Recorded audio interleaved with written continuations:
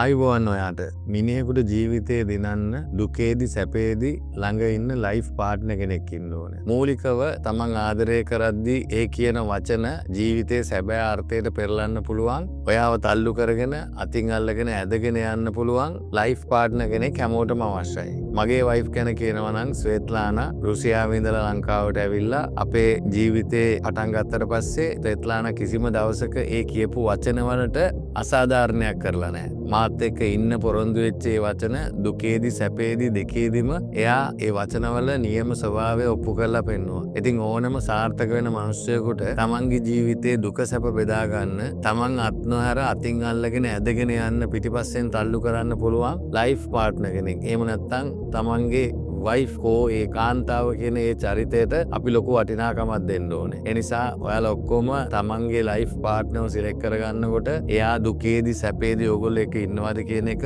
විශ්වාස කරගෙන ඒ වගේ කෙනෙක් තෝරගන්න. ඒක තමයි ජීවිතේ මූලිකවම තනි නොවෙන්න ඔයාලට ගන්න පුළුවන් හොඳම තීරණය. Мама Маніше гудак адери. Моне веунат Маніше дала яннене.